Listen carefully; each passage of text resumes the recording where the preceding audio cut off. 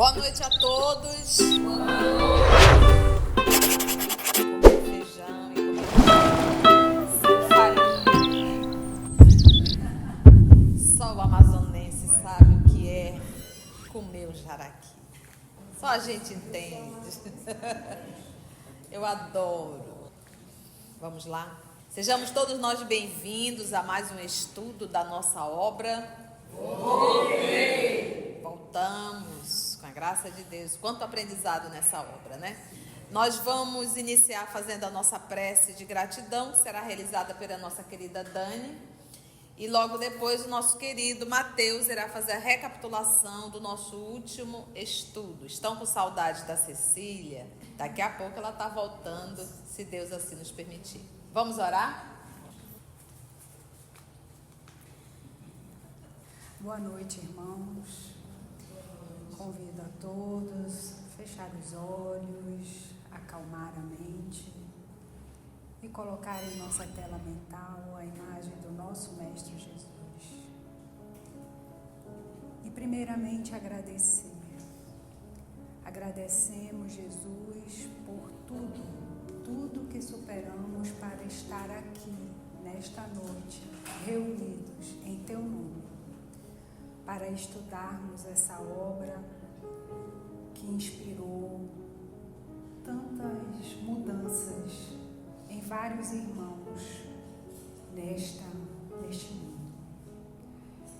E rogar que a Tua luz de paz, de harmonia e principalmente de compreensão possa nos envolver neste momento e amparar a nossa mestre Conceição, para que possamos ter um bom estudo, que possamos ter uma boa compreensão e que a partir disso consigamos também transformar os nossos pensamentos, palavras e atitudes para viver o Teu Evangelho. Que assim seja.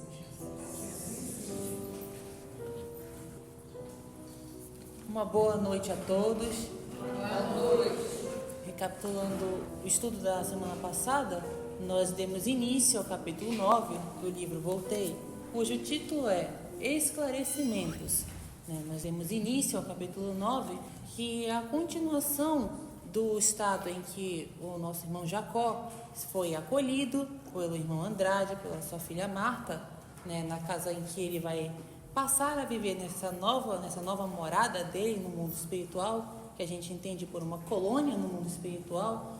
Essa casa, e mais especificamente o ambiente em que o irmão Jacó vai ter esse descanso, foi preparado pela filha dele, a Marta, a filha espiritual dele, e narra, nesse início do capítulo 9, a sua experiência após esse repouso. Ele acorda e sente que está desorientado quanto à passagem do tempo. Quanto tempo se passou em que ele estava ali repousando? E ele compreende que não foi um repouso como um sono que nós temos encarnados.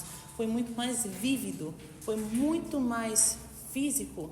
Ele sentiu-se criança novamente, conseguiu ver as imagens do velho mundo, que a gente entende como um país na Europa, em que ele viveu durante a infância.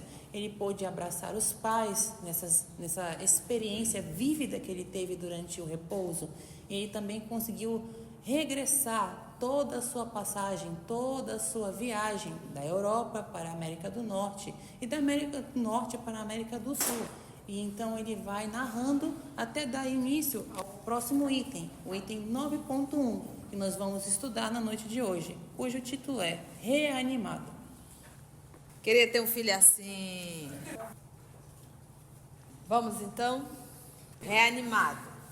Ao despertar, reencontrei o irmão Andrade junto de mim, já deu aquela dormida que a gente conversou bastante a semana passada. Ao despertar, reencontrei o irmão Andrade junto de mim. Creio ter-me-ia ele aplicado recursos fluídicos para que se me revigorassem as energias. Não me achava refeito de todo, entretanto, que alegre sensação de leveza eu experimentava agora. E por que a leveza? Ele está sem um corpo físico. material, grosseiro, pesado, sensação de leveza, né? Senti-me remoçado, otimista e contente. Se a gente vai estudar o livro Céu e Inferno e ouvir o relato dos espíritos desencarnados, mas aqueles relatos dos espíritos felizes, todos unânimes dizem que se sentem exatamente isso aqui, ó, remoçado, como se tivessem voltado toda a sua juventude, não é verdade? Marta fez coro, né, nos votos de felicidade com o estimado benfeitor que me prestava assistência. Em poucos minutos, verifiquei, admirado, a necessidade de alimento. Sentiu o quê? A fome dói, companheiro, até mesmo no mundo espiritual. Mas, obviamente, que isso daqui está ligado à condição de evolução dele, está ligado ao corpo perispiritual, que ainda está muito próximo da animalidade. Então, por exemplo, o povo que gosta de comer muito vai ter mais dificuldade ainda. Então, já vai treinando. Vai treinando já, para quando chegar do outro lado não ficar agoniado. Eu vou morrer, eu vou desmaiar, está me dando negócio. E mesmo estando sem corpo, né? Nós temos que chegar naquele nível da gente dizer, menino, esqueci de comer. Olha que elegante, né? De você desmaiar assim, você começar a fazer uma sensação de desmaio. O que foi? Menino, eu acabei de lembrar que eu não comi. Então, quando a gente começa a esquecer, que está começando a ficar bom. Mas quando você passa o dia inteiro pensando em comida, você almoça, já está pensando no café da tarde, você toma o café da tarde, já está pensando no que está no meio entre o café e o jantar, você vai dar muito trabalho no mundo espiritual. Vai dar um trabalho, não vai ser fácil, né? Então vamos logo treinando para a gente não dar muito vexame no mundo espiritual, não é verdade? Então aqui ele fala que ele sente o quê? Fome, companheiro. Em poucos minutos verifiquei admirado a necessidade de alimento. Não experimentava a aflição dos estômagos famintos da esfera carnal. Sentia, no entanto, determinado enfraquecimento que sabia de antemão, sanável pela ingestão de algum recurso líquido. Até uma sopinha resolve. Ele só faltou falar isso, né? Mas ele sente essa necessidade. Minha filha compreendeu o que se passava, porque daí a instantes me trazia pequeno recipiente com certo suco de plantas de minha nova moradia, tá? Então, lamba os beiços, um suquinho e pronto, tá? E um suco de plantas, tá? Tu vai chamar de chazinho, não é as folhinhas batidas. Detox, pronto, olha que elegante. E outra observação é que ele só pensou, acho que eu estou com fome, se eu tomasse alguma coisa é melhorar. A filha já, porque os espíritos se comunicam pelo? Prestemos bem atenção, viu? Isso tudo é dica, viu? A gente está fazendo aqui um acelerado para quando a gente chegar lá não dá muito vexame.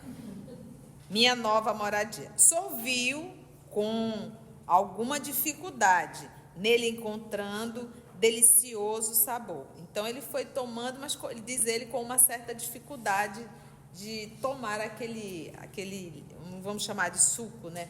Tudo que ele usa são termos comparativos para a gente entender, tá bom? A anemia cedeu como por encanto, né? A anemia é aquela sensação de vou desmaiar, né?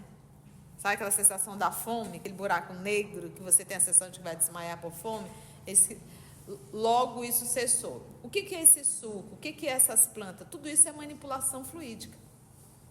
Tá? E, obviamente, esse suco, ele está, sim, concentrado em alguma substância fluídica que vai recompor e reestruturar o seu corpo perispiritual, até ele chegar num nível, numa consciência, de ele adquirir isso direto do fluido, sem necessitar de um faz de conta. Como ele não consegue ainda absorver, ele não consegue, não sabe, não acredita. Ele necessita de uma indução psíquica. Você sabe quando você vai, o paciente só se sente bem se você der um remédio para ele, aí tu dá um placebo? Então é mais ou menos isso, entendeste? Então você tem que fazer uma indução psíquica para ele entender que ele está se alimentando. Ficou claro isso? A anemia cedeu como por encanto, mas precisava ter tomado suco? Não, ele poderia absorver. Ele sabe fazer isso? Não. Ele consegue isso? Não. Assim somos nós. Encontrei bom ânimo para efetuar indagações. Não desconhecia que, em me reerguendo para contemplar o lindo dia a resplandecer lá fora, outra vida me aguardava, intensa e diferente. Inevitáveis interrogações martelavam-me o cérebro e julguei oportuno valer-me dos préstimos do irmão Andrade, de modo a formulá-las sem delonga. Consultei-o quanto às possibilidades dos esclarecimentos que eu desejava e, de bom grado, colocou-se ao meu dispor para as elucidações, as explicações precisas, ou seja, necessárias. Então, nesse momento, ele quer agora conversar sobre o que aconteceu com ele nesse período do sono, que nós ficamos aqui a semana passada tateando, né, comentando quem foi, já que o corpo perispiritual ficou ali deitado, dormindo, né? Então, e ele agora ele vai conversar sobre esse assunto, ele quer entender que sono foi esse, porque ele conseguiu identificar que não era o mesmo sono de quando ele estava aqui na Terra. Tinha algo diferente. E aí é o Andrade que vai nos esclarecer. Até aqui tudo bem? Todo mundo acordou, todo mundo entendeu o sono dele, todo mundo tomou o suquinho junto com ele, entendeu que na verdade uma indução é um fluido, mas que ele poderia absorver, mas que ele ainda não sabe, então é necessário que haja uma indução psíquica. Quem já estudou aqui a obra Nosso Lar, vai lembrar logo no início do Nosso Lar, que inclusive eles comiam carne, né? Mas obviamente não era nem um boi, nem uma vaca, nem um carneiro, nem uma galinha. Aquilo era uma construção psíquica, né? Mas que, de certa forma, essa indução fazia com que eles continuassem psiquicamente viciados na forma. Entendeu? E o propósito era... E eles levaram, se não me falha a memória, quase 100 anos para mudar isso no Nosso Lar. Porque não há uma imposição, tem que haver uma consciência. Então, os ministros passaram a trazer vários palestrantes de outras dimensões, de colônias mais elevadas, para tentar esclarecer o grupo do Nosso Lar. Agora nós estamos falando de 1500, gente, 1600. O povo que desencarnava daqui era mais quem que desencarnava em 1500, 1600 do Brasil? Quem é que morava aqui? Então, o mundo espiritual, ele não é muito diferente, porque quem volta para lá, volta conforme a consciência que tem aqui. Então, nós ainda temos colônias, nós temos ainda dimensões, nós temos ainda lugares que são um verdadeiro prostíbulo no mundo espiritual. Mas por quê? Porque está de comum acordo com um grupo que ainda está na Terra. Aí tu fica espantado olhando para mim, tu diz, quando eu morrer eu não quero ir para lá não. Toda noite você pode ir. Livro dos Espíritos, questão 400 em diante, emancipação da alma. Estudamos ontem. Então a gente se pergunta, para onde eu vou à noite, quando eu durmo? Às vezes digo, como é que eu posso saber, tia, para onde eu estou indo? Presta atenção nos teus sonhos e presta atenção como você acorda. Aí você vai ter uma noção por onde tu andas, aprontando o quê? Ou estudando, né? Não, vocês só estudam, eu tenho certeza. Quando vocês emancipam, vocês vão dizer, olha, eu quero estudar.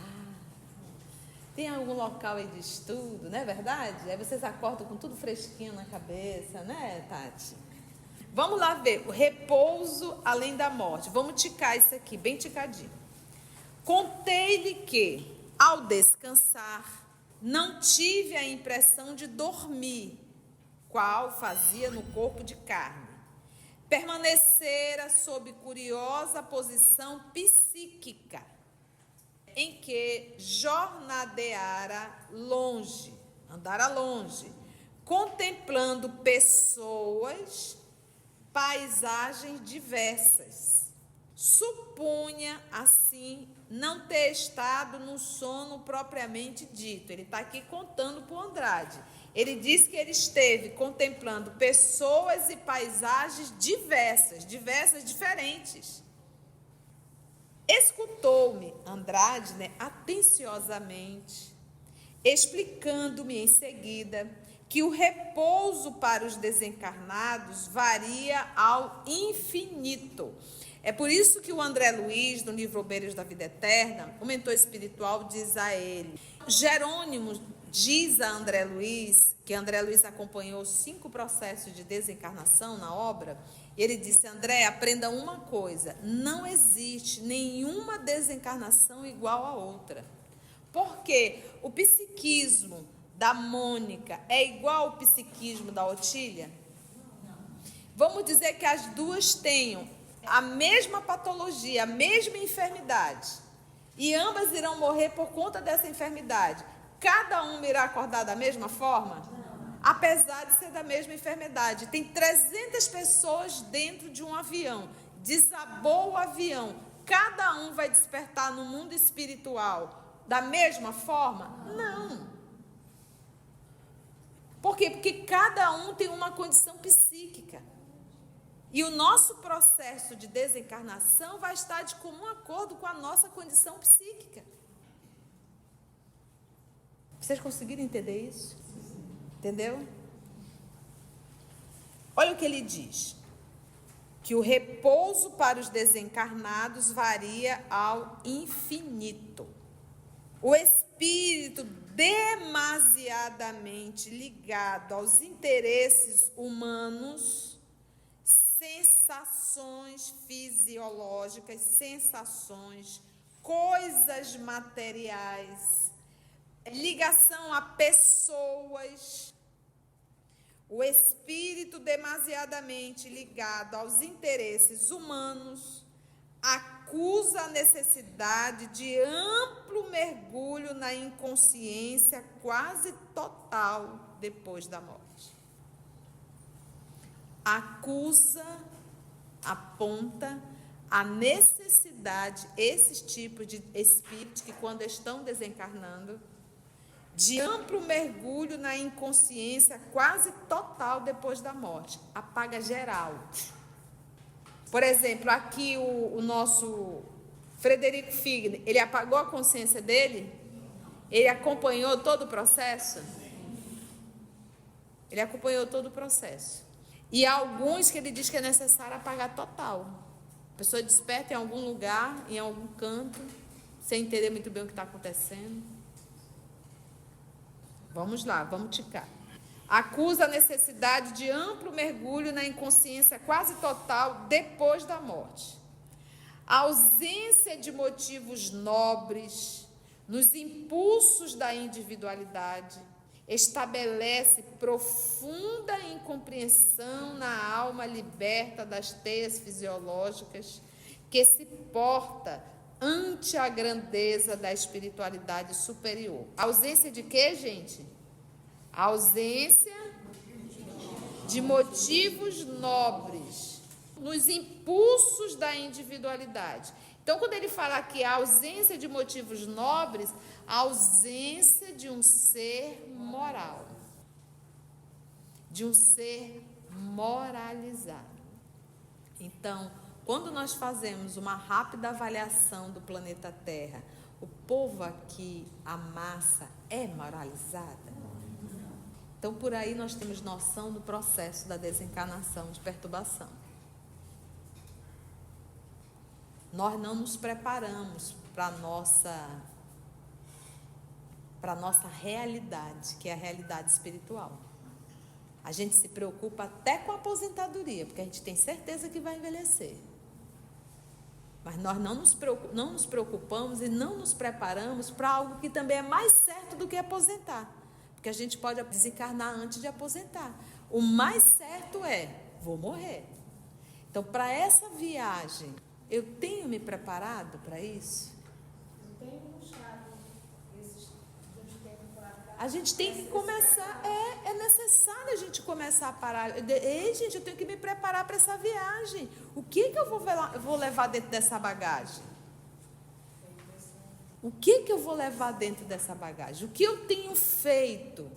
Como diz o Alexandre, se nós não conseguimos amar os semelhantes, que pelo menos possamos fazer a caridade. Eu não consigo amar, mas que eu pelo menos consiga fazer a caridade. Então, nós temos que fazer esse movimento. É preciso a gente sair do nosso mundinho. Às vezes a gente está tão preso, tão limitado, que a gente não consegue perceber. Não conseguimos perceber.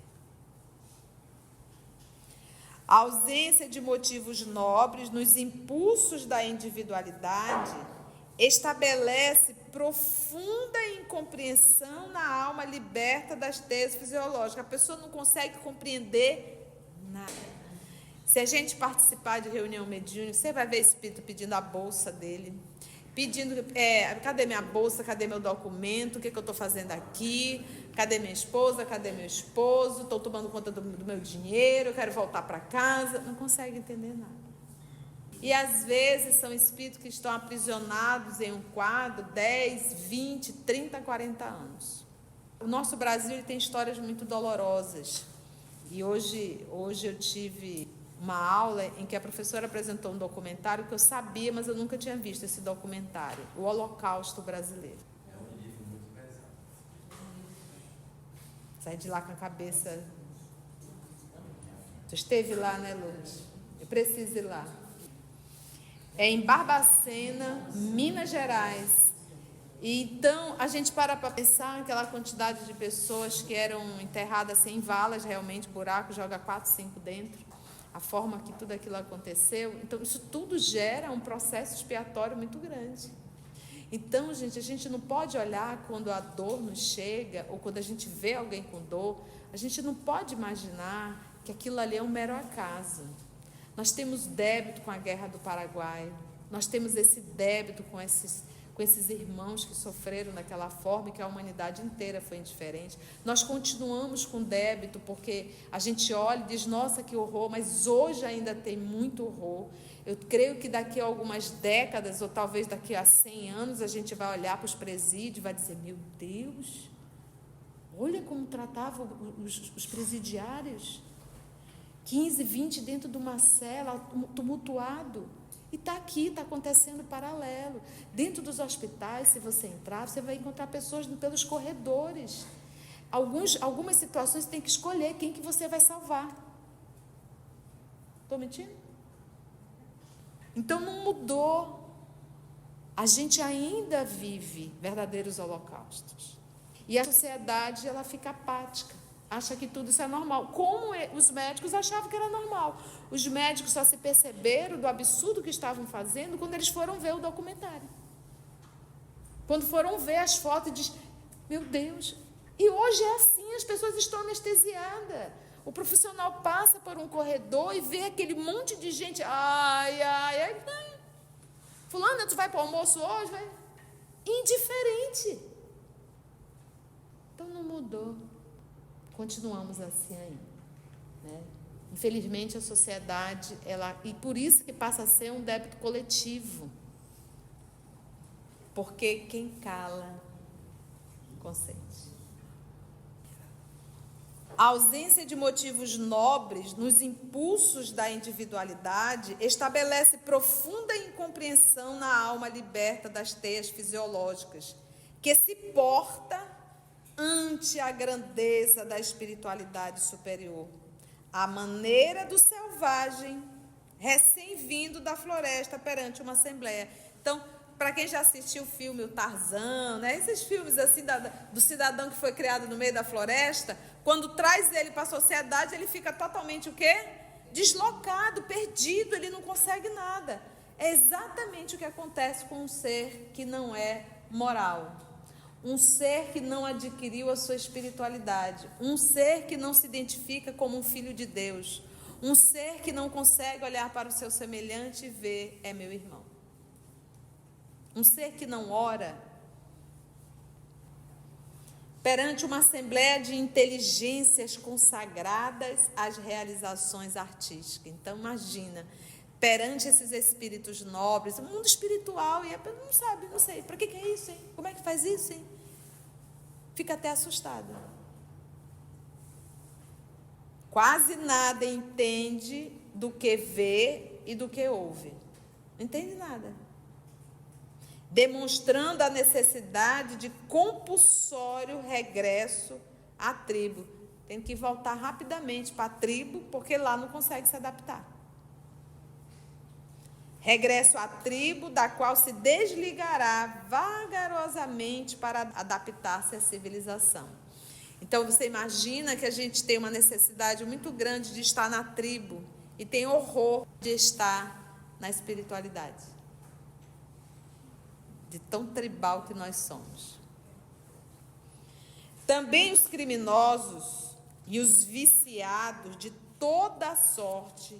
Então, quando você pensa em criminosos, em um criminoso, amplia, tá?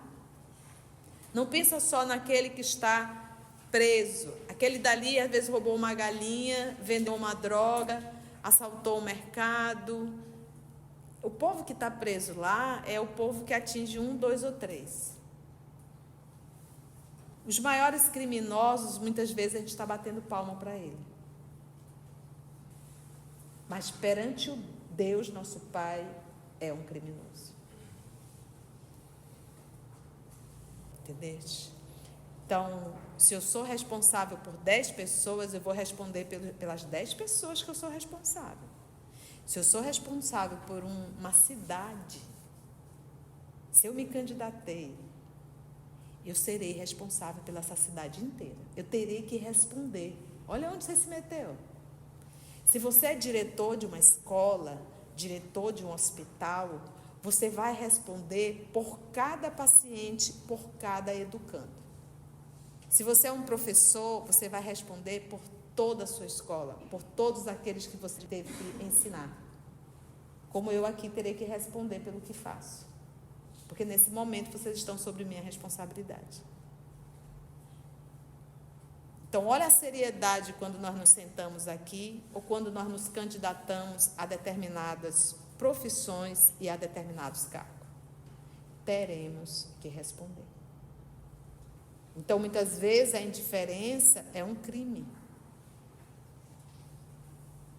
Quase nada entende do que vê e do que ouve, demonstrando a necessidade de compulsório regresso à tribo da qual se desligará vagarosamente para adaptar-se à civilização. Eu repito que é para afirmar bem. Também os criminosos e os viciados de toda sorte, falei do crime, vícios. Tem vícios químicos, tem vícios morais. Pronto, eu já coloquei tudo. Então, quando a gente fala em vício, não pensa só no vício químico. Pense também no vício moral, que muitas vezes você leva para uma... Muitas vezes não. Você leva para uma outra encarnação. Você leva para o mundo espiritual e quando retorna, traz de novo esse vício. Então, muitos de nós já estamos atrelados a determinados vícios há milênios. Quer ver um vício que a gente está enrolado há milênios? Sexo. Há milênios. A gente abandona a família, esposa, filho, larga tudinho para ir viver uma aventura. Ou a gente larga o esposo com o filho, larga tudo para ir viver uma aventura. Entramos em orgias. Isso é milenar, gente. E isso não é uma coisa nova, isso a gente repete. Eu estou aqui a condenar o sexo? Não, eu estou levantando o respeito pelo sexo. Porque ele é divino e devemos tratá-lo com a divindade. Caso contrário, responderemos também. Outra coisa, o poder. Quando a gente passa pelo poder, pronto, a gente se mela todo.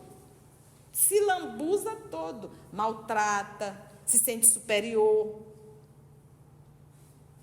Vícios. O espírito encarcerado nas grades das próprias obras escravizantes. Eu sou um escravo daquilo que eu criei. Ninguém me obrigou a ser um viciado em dependência química. Ninguém me obrigou a ser um viciado sexual. Ninguém me obrigou a desejar o poder para mandar. Fui eu que construí. Fui eu que me aprisionei. Por isso que Sócrates disse, um dos discípulos dele disse, mas o senhor está preso. Preso eu? Tu é um mau filósofo. Preso está quem está aprisionado aos seus vícios. Eu, Sócrates, sou um homem livre. Não tinha vício. E o que a gente faz com o teu corpo? Joga em qualquer lugar, não vou estar mais nele. Nós estamos falando de 500 anos antes de Cristo. Sócrates era do planeta Terra? Óbvio que não. Então, olha quantos séculos Jesus envia missionários. E ele mesmo veio para nos ensinar valores morais e a gente não aprende. A gente até estuda nas escolas. A gente estuda Sócrates, a gente estuda Platão. Todas as escolas acadêmicas, toda a profissão, tu tem que estudar um pouco de filosofia. Só para tirar 10 na prova, né? Só para passar. Você não reflete naquilo que você está lendo da parte moral. É triste. E tudo isso são investimentos divinos. Tudo isso é enxertia divina. Mandou Sócrates, veio Platão, veio Aristóteles. Lá na China, nós tivemos Confúcio, tivemos Lao Tse, tivemos Buda, tivemos Krishna. Essa turma toda, gente, foi só para ensinar moral. Quando a gente estuda Sócrates, que a gente estuda no Evangelho segundo o Espiritismo, Kardec coloca as citações de Sócrates, você diz, eu estou estudando Jesus. Parece assim que Jesus copiou Sócrates? Não, é porque a lei é única. A lei moral, ela é única. Não existe meia lei moral, ela é única. Mas a gente não dá conta de aprender, a gente não quer. Nas grades das próprias obras escravizantes, entendemos isso aqui? Não encontram prazer nas indagações espirituais de natureza elevada. Não encontram prazer. Quem quer falar de evangelho? Ai, coisa desagradável, vocês são isso. Ai, eu prefiro um forró, uma festa, tomar uma cervejada, uma churrascada, né? Falar besteira, chamar palavrão, contar piada ridícula. Ah, eu gosto disso. Aí ficar falando de evangelho. Vamos nos reunir, vamos para quê? Para a gente fazer evangelho. Que desagradável, reunir para fazer evangelho. Não somos assim? Se reunimos um grupo, ninguém consegue por muito tempo manter um padrão elevado. Daqui a pouco já está falando mal de alguém. Já começa, é impressionante. É, como tu és. E é o que ele diz aqui, olha, não encontram prazer nas indagações espirituais de natureza elevada. Olha, gente, se nós ouvirmos as obras de André Luiz, a gente vai ver o André Luiz se aproximar e dizer, mas o que houve com essa senhora? Aí o amigo explica, essa senhora passou por isso, assim, e comenta. Comentar algo com o intuito de ajudar a orar é uma coisa, agora fofocar, a gente tem que entender o que é fofoca. Você fala pelo prazer de denegrir a imagem alheia. Coloca um contra o outro, né? Aquele zum. Fulana, vem cá. Olha, eu sou tão tua amiga, mas eu estava lá na reunião e eu vou te contar. Tu nem sabe a fulana? Olha. Aí você despertou o que no coração do outro? Raiva, ódio. Nessa hora você foi instrumento de quem? Do cão. Então é isso que eu tenho que entender. Quando eu estou sendo instrumento do bem ou do mal? Então, agora é interessante porque nós precisamos, antes de falar, a gente precisa pensar, meu Deus, se eu falar isso, eu vou ocasionar o quê? O negócio vai pegar fogo, então eu vou calar, porque eu não quero ser instrumento do capiroto, não. Eu não quero chegar lá do outro lado de chifre, rabo, olho vermelho e não, já quero pelo menos uma luzinha aqui em cima, meio apagadinha, mas eu quero. Mas chegar lá igual um cão, não. Mas é isso que a gente tem que estar... Eu falo de forma bem simples para a gente entender. Às vezes o cão é tão bonito, parece muito. É só o corpo. Pois é, né? O corpo perispiritual está... Pois é, porque às vezes tu tá lindo ali, rindo, te abraçando, E é esse o movimento de nós estarmos sempre nos questionando. Isso que eu vou fazer, isso que eu vou falar, vai ocasionar o quê? Está vendo como é simples? Isso não vai ser bom. Então, vamos calar a boca. Vou conversar com os meus sentimentos, com as minhas emoções, vou me doutrinar, vou me evangelizar. Porque nós somos excelentes para dar conselho para o outro. E quem olha para o do outro esquece do seu. Vocês não posso colocar uma experiência que eu tive nisso aí que você está falando? Pode. Eu tenho observado muito, né? Buscado essa observação.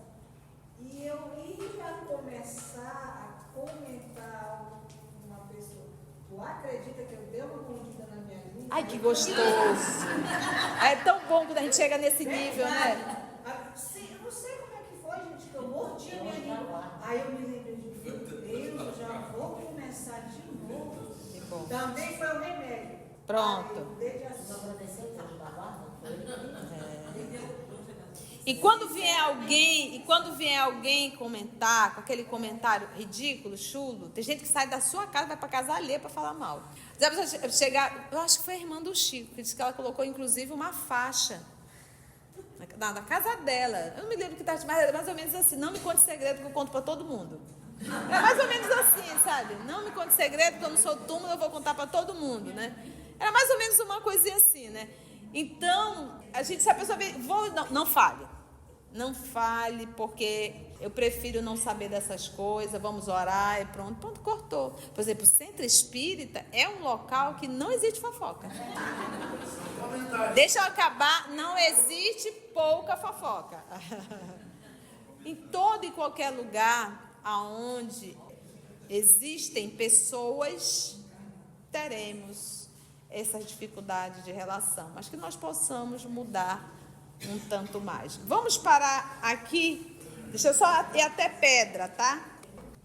Não encontram prazer nas indagações espirituais de natureza elevada, reclamando a imersão nos fluidos pesados e gravitantes da luta expiatória em que a dor sistemática vai trabalhando a alma, qual buril milagroso, aprimorando a pedra. Então, ou seja, as nossas atitudes, elas nos levarão a sofrer as consequências dessas atitudes. Olha quantas lições nós aprendemos hoje, 0800. Aonde que a gente aprende isso? Só Jesus mesmo para nos ensinar, né? Então, aprendemos hoje, vamos começar a exercitar, a esquecer de comer. Eu esqueci de comer. Olha que coisa maravilha, né? Começar a buscar a renovação íntima, o mais rápido possível, né? E se der vontade de falar mal da vida alheia, com o intuito de denegrir, o que fazes? O que fazer? Morde a língua.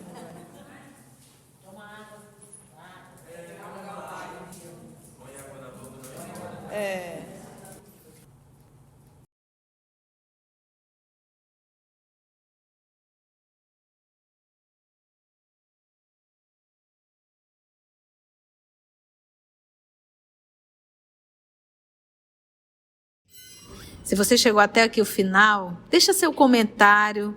É muito importante a gente poder ler o teu comentário. Não esqueça de curtir para que possa divulgar a página. Dá o seu like, né? E, se possível, faça a sua inscrição no nosso canal e toca o sininho.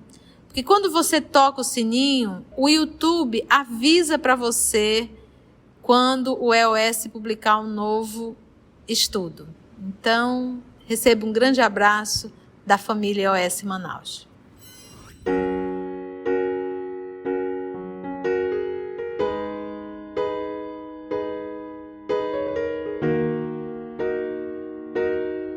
Antes de orarmos em agradecimento, vamos ouvir algumas considerações da tia que destacamos neste estudo para a reflexão dos ensinamentos. Vamos aos destaques da tia?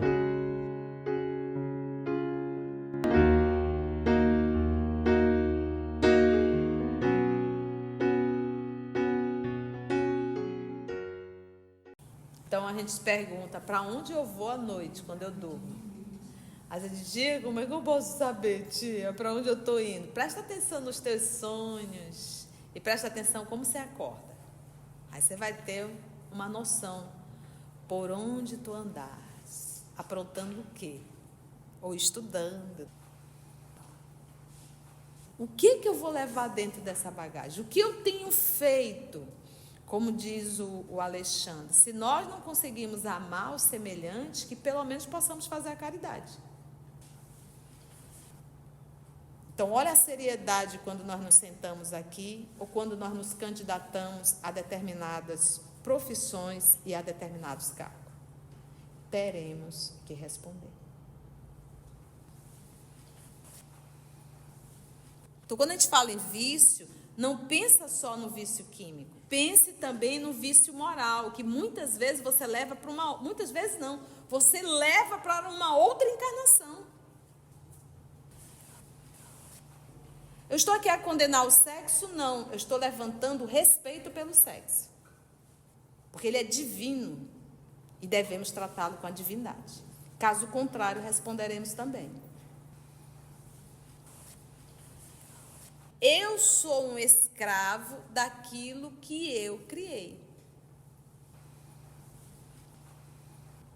Preso está quem está aprisionado aos seus vícios. Eu, Sócrates, sou um homem livre. Não tinha vício. Parece que Jesus copiou Sócrates? Não, é porque a lei é única. A lei moral, ela é única. Não existe meia lei moral, ela é única. Mas a gente não dá conta de aprender. A gente não quer. Comentar algo com o intuito de ajudar a orar é uma coisa. Agora, fofocar, a gente tem que entender o que é a fofoca. Você fala pelo prazer de denegrir a imagem alheia.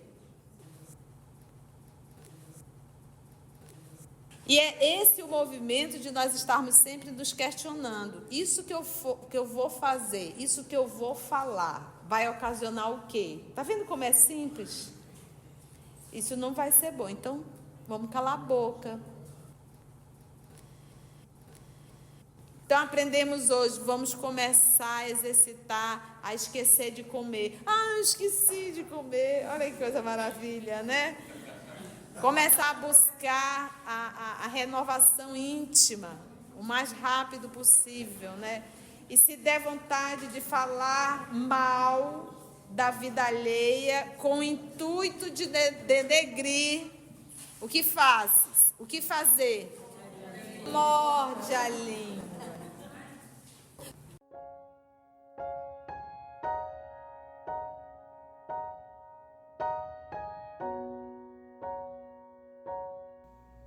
Assim, concluindo o nosso estudo de hoje e agradecendo o nosso Mestre Jesus por mais este momento de aprendizado, vamos orar?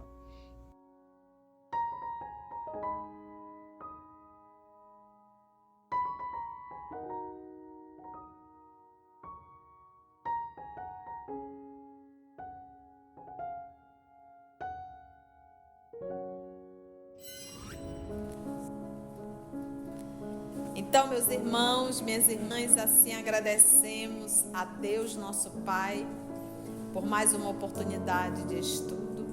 Agradecemos ao nosso Mestre Jesus pelo amparo e pela assistência e aos nossos amigos espirituais que aqui estão, inspirando, conduzindo, amparando e nos auxiliando sempre. Muito obrigada, Senhor, por tantas bênçãos e que nós possamos, Jesus, estarmos mais atentos no nosso dia a dia para não perdermos mais a oportunidade de fazermos o bem. Muito obrigada, Senhor, que assim seja.